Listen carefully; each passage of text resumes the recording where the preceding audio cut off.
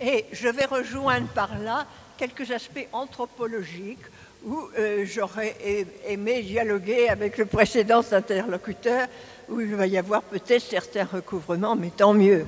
Bon. Ce matin, on a surtout parlé du témoin en dialogue avec l'historien. Le témoin qui est plus ou moins écouté, mais qui vient révéler des choses encore mal connues, mais que l'historien, qui est scientifique, va compléter, apporter des données. Moi, je me situe dans un tout autre aspect, dans le secteur de l'anthropologie davantage. Il se trouve que j'ai été élève de Lévi-Strauss et qu'en anthropologie ou ethnologie sociale, on tente, le chercheur, le futur anthropologue, tente d'entrer dans une société culturellement différente de la sienne. Et Lévi-Strauss estime même le chercheur doit alors faire un travail sur lui-même. Pour l'anthropologue, la pratique du terrain constitue l'équivalent de cette expérience qui est l'analyse de soi dans la formation du psychanalyste. Lévi-Strauss lui-même a vécu sur le terrain chez les Nambikora, une population, et observer en participant une société permet de rentrer dans la psychologie de ceux qui la vivent et du sens que ces personnes, qui appartiennent à un autre monde, donnent aux institutions pour mieux les comprendre.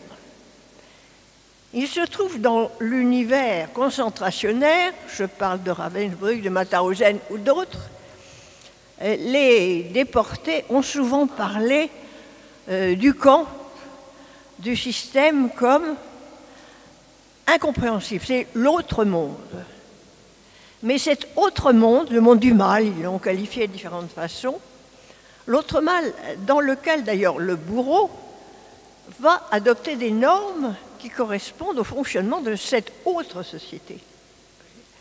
Donc, des chercheurs se sont trouvés dans le camp et ont analysé cette société et ceux qui y vivaient, témoins ou bourreaux, avec un regard de spécialiste. J'évoquerai l'anthropologue bien connu Germaine Tillon.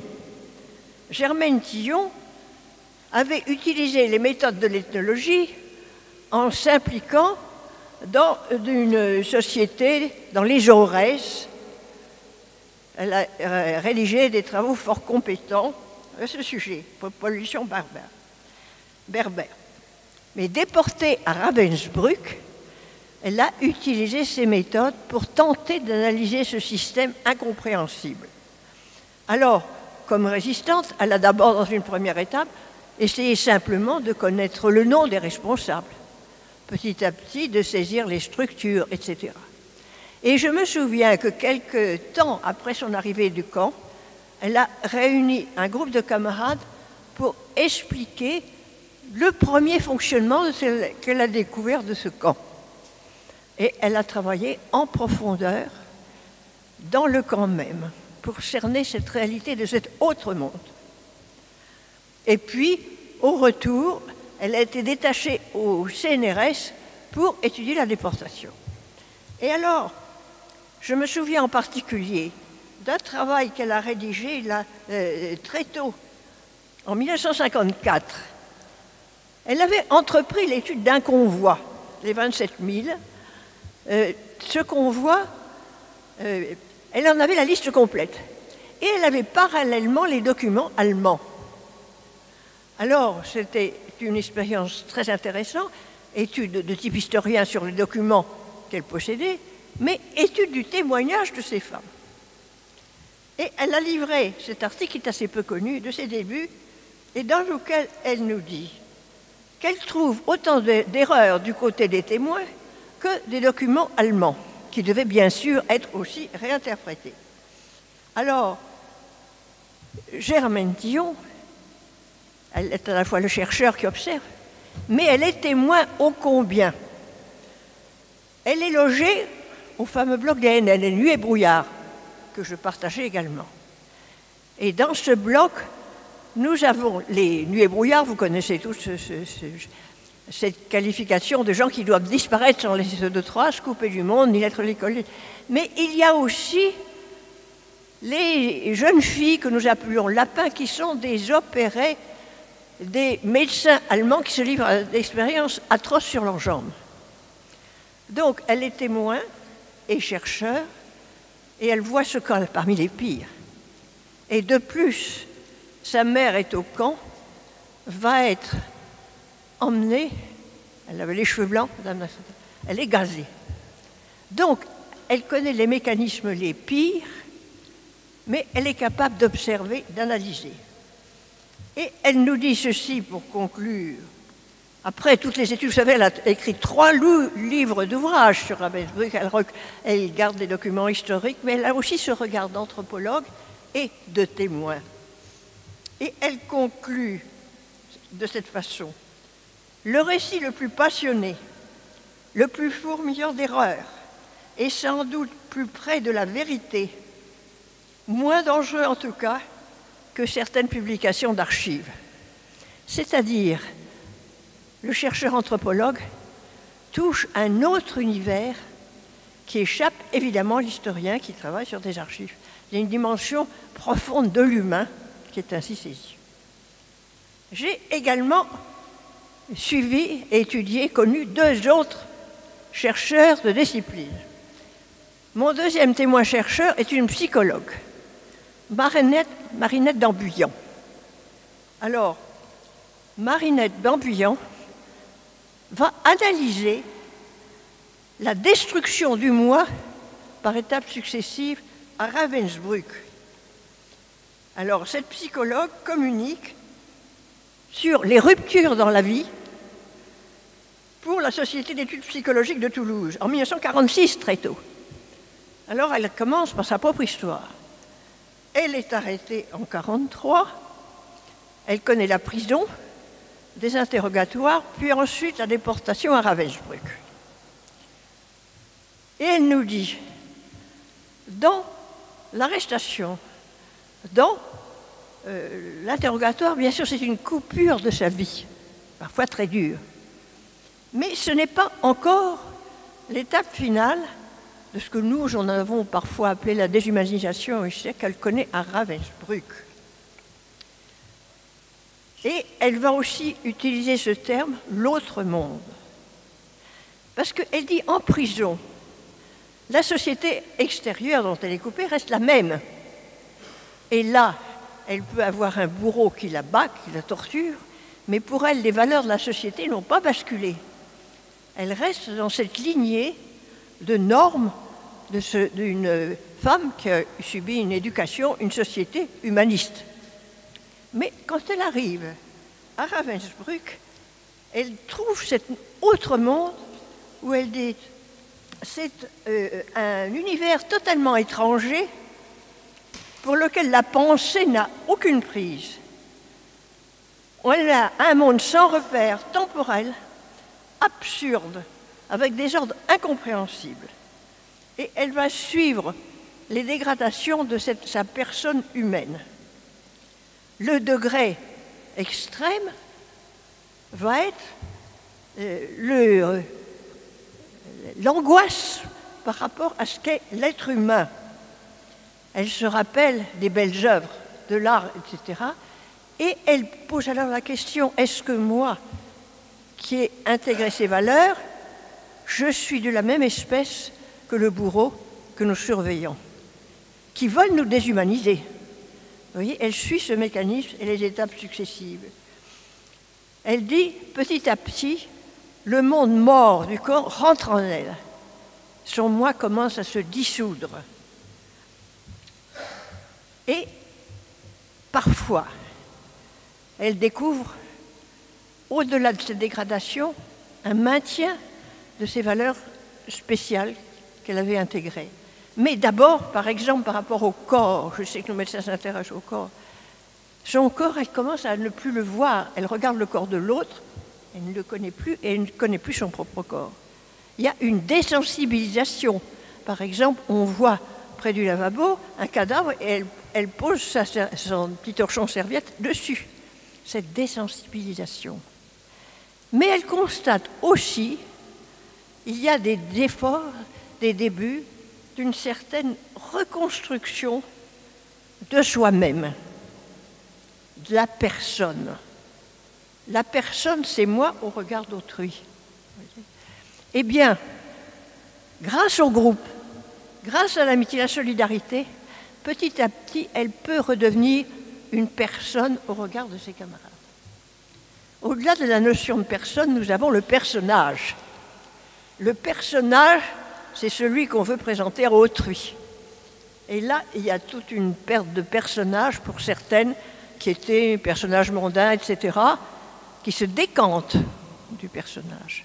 Et puis, il y a aussi un jeu pour, je dirais, tromper les SS en apparaissant sous d'autres images que le personnage réel. Par exemple, dans le travail, on nous disait, c'est Germaine Tillon, en blaguant, qui nous disait, pour bien travailler dans les baraques qui travaillaient pour l'armée, il faut être un personnage stupide et incompétent, alors qu'on est quelqu'un d'intelligent, à droite, etc. Vous voyez, le décalage qui existe. Mais il y a aussi un décalage du personnage qu'on a été dans la vie réelle.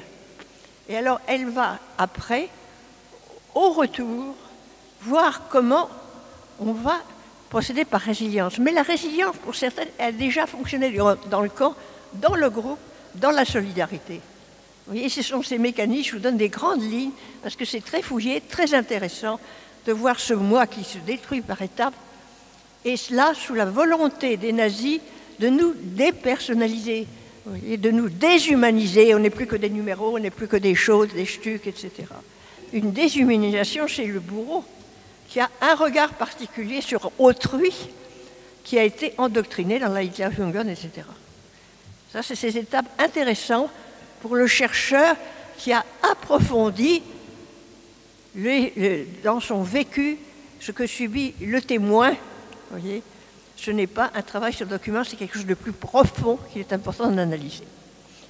Je voudrais aussi vous parler d'un troisième cas, témoin-chercheur. Cette fois, c'est une femme médecin, une de nos collègues, Bérangère, c'est son nom de camp, Paulette Danzimette. Paulette Danzimette, elle est médecin, elle est assistante à l'Institut de physiologie de Genève. Elle est arrêtée en 1943. Elle a passé plus d'1 an à Ravensbrück.